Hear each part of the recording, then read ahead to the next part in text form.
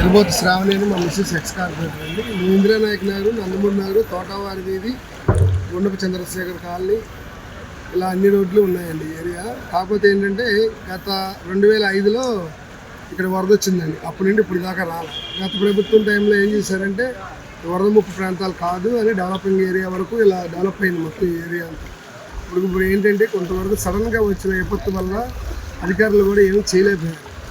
ఇప్పుడు మన Vijayawada central MLA బొన్నమ్మ గారు, ఎంపీ కేశవన్ శివరాజ్ చిన్ని గారు, వీళ్ళందరూ సహకారంతో వాళ్ళు వచ్చి సర్వీస్ చేస్తున్నా కూడా ఒకేసారి ఎక్కువ మంది జనాభా అవడం, ఇంచుమించు 2 లక్షల మంది జనాభా ఇక్కడ ఉన్నారు.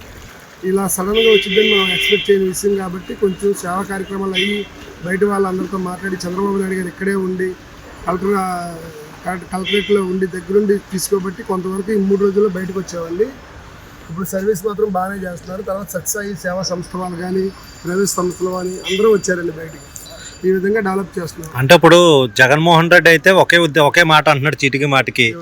కేవలం చంద్రబాబు నాయుడు గారు తప్పిదం వల్ల భోజన ఏర్పాట్లు సరిగా సమకూర్చలేకపోతున్నాడు అని అన్నాడు. దానిపై మీ ఉద్దేశం ఏంటండి? అసలు జగన్మోహన్ రెడ్డి అనే వ్యక్తికి బుడవేరికి గేట్లు ఉంటాయని మాట్లాడిన వ్యక్తి ఒక ముఖ్యమంత్రి అంటే మనం సిగ్గుపడాలి. బుడవేరికి గేట్లు ఎక్కడైనా ఉన్నాయండి? బుడవేరు అంటే ఏంటో తెలియని వ్యక్తి కూడా వచ్చి నేను ముఖ్యమంత్రి అని చెప్పుకున్న స్థాయికి ఇలా అయిపోయింది మన రాష్ట్ర పరిస్థితి. అదే చంద్రబాబు నాయుడు అనే వ్యక్తి లేకపోతే కొన్ని లక్షల మంది ఇక్కడ చనిపోయే పరిస్థితి వచ్చేది.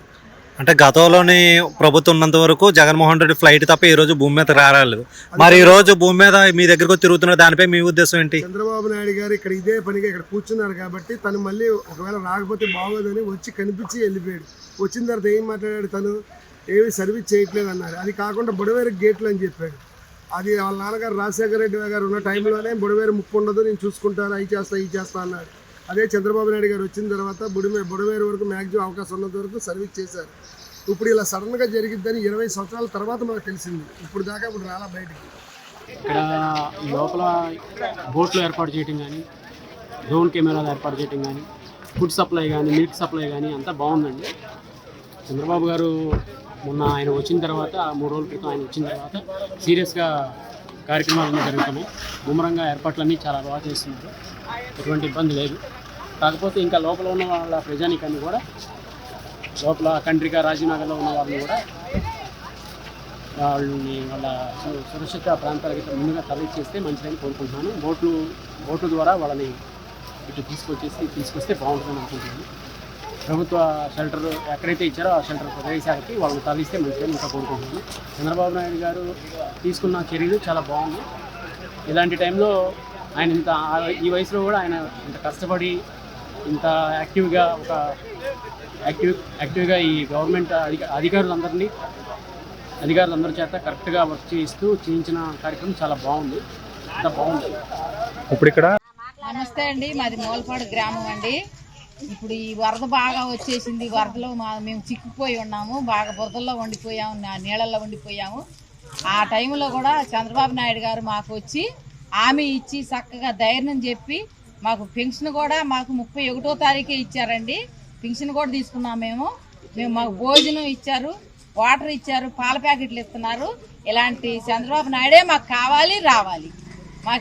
మాకు పట్టుదలండి. మాకు మంచి ఆరోగ్యంగా ఉండాలని, ఆయన కూడా ఆరోగ్యంగా ఉండాలని మాకు అదే కావాలండి. నమస్కారం. ఇది ఇందిరానాయక్ నగర్ అండి, అజిత్ సింగ్ నగర్ ఏరియాలోకి వస్తుంది. మేము ఇక్కడ 2019 నుంచి ఉంటున్నాం. హైదరాబాద్ నుంచి ఇక్కడ షిఫ్ట్ అయ్యాం. స్టేట్ డివైడ్ అవడం వల్ల. తర్వాత మాది అసలు నేటివ్ ప్లేస్ అయితే విశాఖపట్నం. ఇక్కడ ఈ ఏరియాలో మొత్తం నడుము గుండెలోకి దాకా నీళ్లు నిలబడిపోయాయి. చంద్రబాబు నాయుడు గారు ఈ విషయం గ్రహించి వెంటనే దానికి కావాల్సిన సహాయ చర్యలు చేయాలని 3 ట్రిప్పులు రోజుకి మా ఏరియాకి బోట్లో వచ్చారు, హెలికాప్టర్లో వచ్చారు. ఎంత జనం బాధపడుతున్నారు అనేది ఆయన గ్రహించి రాత్రంతా కలెక్టర్ ఆఫీస్లో కూర్చొని మానిటరింగ్ చేశారండి. అంత 74 ఏళ్ళ వయసులో పెద్ద మనిషి అంత చేశారట. ఆయన చేయెత్తి నమస్కారం చేయాలి. ఇంకా మా జగన్ అయినా కానీ ఏమీ పట్టించుకోలేదు. ఆయన ఎంతసేపు విమానాల్లో, హెలికాప్టర్లో తిరగడం, రోడ్లకి పరాగాలు వేసుకు తిరగడం తప్ప జనాలకి ఏమవుతుంది, ఎవరికి ఏం కావాలి అనేది అసలు ఎప్పుడు చూడలేదు. ఈ 5 సంవత్సరాల్లో కూడా నేల మీద నడిచిన రోజులైతే లేవు.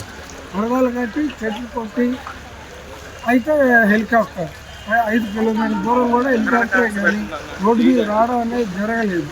అలాంటిది చంద్రబాబు నాయుడు గారు ఆ వయసులో బోట్లో నిలబడి వెళ్ళారండి. హ్యాట్స్ ఆఫ్ ఆయనకి. ఈ ఏరియాలో డ్రోన్స్ ద్వారా పరిస్థితి ఎలా ఉంది చూశారు, హెలికాప్టర్ ద్వారా ఎలా ఉందని చూశారు. ఆ తర్వాత ఈ హెలికాప్టర్ ద్వారా అందరికీ బిస్కెట్ ప్యాకెట్లు, వాటరు, ఫుడ్ అందేలాగా చేశారు. ఈ టైం సత్సాయి సేవా సంఘం వాళ్ళు కూడా చాలా వాలంటరీగా వచ్చి అందరికీ కూడా లేదనుకోండి కొవ్వొత్తులు, అగ్గిపెట్టెలు, బ్రెడ్, బిస్కెట్స్, ముఖ్యంగా నెల ఉండే సరుకులు ఇచ్చారు. ఎందుకంటే 2-3 రోజులు టైం పడుతుంది. అందువల్ల ఎవరు ఇబ్బంది పడకూడదు, తినడానికి ఇబ్బంది పడకూడదు, తాగడానికి ఇబ్బంది పడకూడదు అన్న ఉద్దేశంలో ఈ ఏర్పాట్లు చేశారు. ఇంత చేసిన దానికి జోహారు. మూలపాడు గ్రామం ఇబ్రహీంపట్నం మండలం. మాకు వరదలు బాగా వచ్చినాయి. మూలపాడు గ్రామం అంతా మునిగిపోయింది. రైతులు కూడా పొలాలు కూడా పంటలు కూడా మునిగిపోయినాయి బాగా. బాబు గారు ఆ టైంలో 2 గంటల సమయంలో వచ్చారు. 75 సంవత్సరాలకు కూడా ఈ రోజుకు అలా తిరుగుతున్నాడు. బాబు గారు తిరుగుతున్నాడంటే మాకు చాలా ఆనందంగా ఉంది. బాబు గారు వచ్చి వెళ్ళిన తర్వాత ఈ బాధల కన్నా ఆనందం ఎక్కువగా ఉంది మాకు. పిల్ల జల్లలు అందరూ రోడ్ల మీద కూర్చొని పాపం ఎంతో ఇది అయ్యాయి. పాల ప్యాకెట్లు, మంచినీళ్ళు అన్నీ అందిస్తున్నారు మాకు. అధికారులకు కూడా చెప్పి అందరిని పరామర్శించి వెళ్ళారు. వెళ్ళి మీకేం భయం లేదు నేనున్నానని భరోసా ఇచ్చారు. ఇచ్చి మీ ప్రాణాలతో మేము మీ ప్రాణాలు బాగా చూసుకొని మీరు బయట ఉండండి, మేము చూసుకుంటాను మీ అందరినీ, మీకేం భయం లేదు, మీకు తోడుగా నీడగా ఉంటానని ఆ వయసుకి ఆయన చెప్పి వెళ్ళారు. అది మాకు బాగా సీఎంగా ఉండాలి. ఆయనే బాబు గారే మళ్ళీ మళ్ళీ రావాలని మేము కోరుకుంటున్నాను. ఆయనే సీఎంగా ఉండాలని అనుకుంటున్నాను. చంద్రబాబు నాయుడు గారు ప్రభుత్వం అంటే శానిటైజర్ విషయంలో కానీ మెడికల్ విషయంలో కానీ అన్ని విషయాలు కూడా బాగా చూస్తున్నారు. శానిటైజర్ చేయడానికి స్ప్రేయింగ్ ఏం చేస్తున్నారు. ఇప్పుడు అంటే భోజనం విషయంలో అన్ని భోజనాలు కానీ మీకు ఇబ్బంది లేకుండా అన్ని బాగా అన్నీ అంటున్నాయి. ఇబ్బంది లేదు. ఈ నీరు ఒక్కటి క్లీన్ అయిపోతే మీకు ఇబ్బంది ఉంటుంది, ప్రాబ్లం ఉంటుంది. ఈ 2 రోజులు బట్టి మీరు ఏమైనా ఇబ్బంది పడుతుంది. వాటర్ ఉంది, కరెంట్ అయితే లేదు. కరెంట్ ఇది ఈరోజు ఇచ్చారు. నిన్న వచ్చింది కరెంట్. అంటే పైపులు పెట్టి లాగిస్తుంది. నీళ్ళు లాగలేదు అంటే పైపులు పెట్టి లాగిస్తుంది.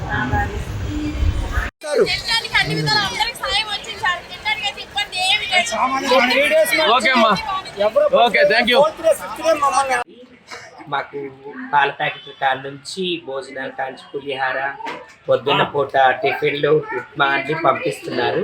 ఆదివారం నుంచి మేము ఇళ్లలో చిక్కుపోయాము. ఇళ్లలో పిల్లలు మేము చాలా ఇబ్బందులు పడుతున్నాము. కరెంట్ ఒకటి లేదు, మాకు ఫోన్లో ఛార్జింగ్ లేదు. ఎవరికి సమాచారం చెప్పాలన్నా బయట ఉన్న మా వాళ్ళకి ఫోన్లు చేయాలన్నా మాకు కరెంట్ లేదు, ఛార్జింగ్ లేదు మొబైల్లో. అయినా సరే ఇంటికి వచ్చి నైట్ పూట 10ంటికైనా వచ్చి ఫోన్లో లైట్లు వేసి, టార్చ్ లైట్లు వేసి మాకు భోజనాలు అందిస్తున్నారు. ఏ ప్రభుత్వం వస్తుందా మీకు? మాకు ఏ ప్రభుత్వం ఎవరు వచ్చినా సరే పట్టించుకోవట్లేదు. చంద్రబాబు నాయుడు గారు మాకు అంతా ఫెసిలిటీ బాగానే పెట్టారు. హెలికాప్టర్ల నుంచి మాకు పైన డాబాల మీద భోజనాలు అన్నీ ఇచ్చారు. డ్రోన్ ద్వారా కూడా మాకు టిఫిన్లు అవి వచ్చినాయి. ఎమ్మెల్యే గారు మొన్న రాకపోయినా జగన్ గారు వచ్చారు, ఏం చేశారు? ఏమైనా చెప్పారమ్మా? చేయలేదు మాకు అసలు ఎవరు. ఆయనే మాకు అన్ని భోజనాలు కలిసి వాలంటీర్ కూడా వాళ్ళ తరఫున వచ్చి మాకు అన్ని ఇచ్చారండి. మాకు బాగానే చూశారు. కాకపోతే మీరు కొంచెం ఇంకా ఇలాంటి పరిస్థితి మళ్ళీ రాకూడదని చెప్పి మీరు కొంచెం ఇదంతా తగ్గిపోయినాక మళ్ళీ ఈ పరిస్థితి రాకుండా కొంచెం బాగా గట్టిగా కన్స్ట్రక్షన్ అటు కాలువలు కట్టిస్తే అదే కోరుకుంటున్నాం మేము. మళ్ళీ ఇబ్బందులు మేము పడలేవండి. చాలా చాలా ఆడవాళ్ళు బాగా ఇబ్బంది. అసలు డాబాల మీద మనిషి ఉన్నారు, దేనికి వెళ్ళాలన్నా ఎలా ఉండాలన్నా ఆడవాళ్ళు బట్టలు మార్చుకోవాలన్నా చాలా ఇబ్బందులు పడ్డామండి. ప్లీజ్ అండి, మేము చాలా ఇబ్బంది పడుతున్నాం, మేము ఎవరికి చెప్పుకోలేము, చాలా ఇబ్బంది పడుతున్నాం. దయచేసి మాకు మళ్ళీ ఈ పరిస్థితి రాకుండా మాకు ఇదొక్క హెల్ప్ చేయండి. మళ్ళీ మీరే మా సీఎం అవ్వాలి. చంద్రబాబు నాయుడు గారు 4 రోజుల నుంచి మీరు సేవ చేశారండి. ఇక్కడికి వచ్చి మేము రుణపడి ఉంటామండి. అందరిని చూశారండి చంద్రబాబు నాయుడు. అంటే మీరు వయసులో పెద్దవాళ్ళు కదండి, మీకు ప్రతిరోజు ఒక నిత్యావసరాలు ఉంటాయి, మెడిసిన్ తెచ్చుకోవడం, పాలు తెచ్చుకోవడం, ఇలాంటివన్నీ. అవన్నీ మీకు ఏమన్నా అసౌకర్యంగా ఉన్నాయా లేకపోతే ఇబ్బంది ఏం లేదండి? బాగానే సప్లై చేస్తున్నారు. అంటే వాలంటీర్గా వచ్చి సప్లై చేస్తున్నారండి.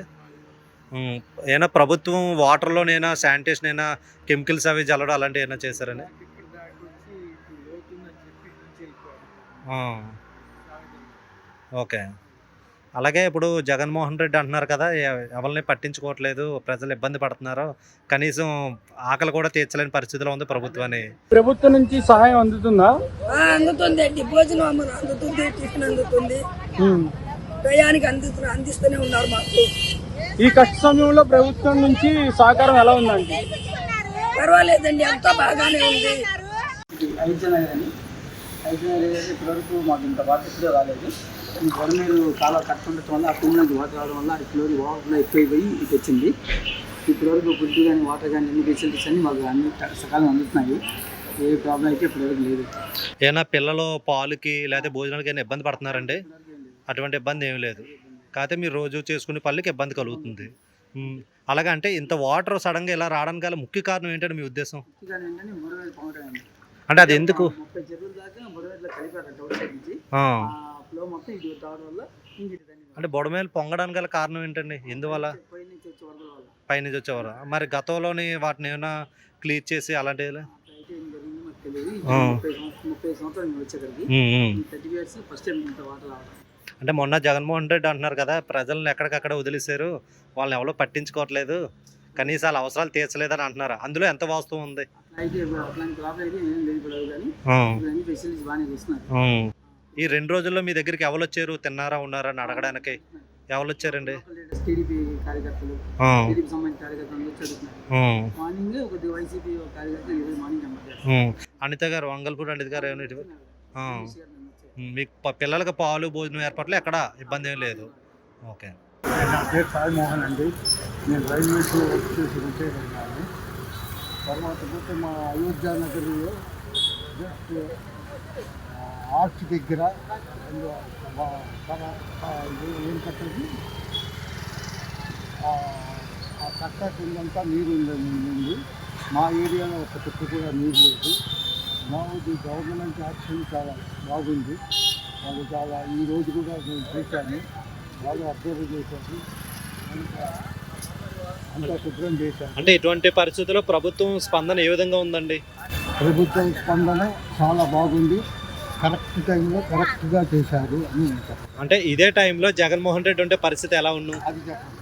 సో ఒకవేళ శానిటేషన్ గవర్నమెంట్ శానిటేషన్ విషయంలో గట్టా బాగానే మెయింటైన్ చేశారు, బాగానే చేశారని. ఒకవేళ ఫుడ్ సమస్య అలాంటివి ఏమీ లేవు కదండి? సంబంధం గురించి ఆ ఏరియాలో ఓకే. ఇక్కడ వరకు ఎక్కడైతే ఎటువంటి సమస్య లేదు. బట్ వాళ్ళు కూడా చెప్పారు, పాల ప్యాకెట్స్ కానీ ఇవి కానీ బాగానే ఇచ్చారు మాకు. ఓకే. టైంకి ఇచ్చారు.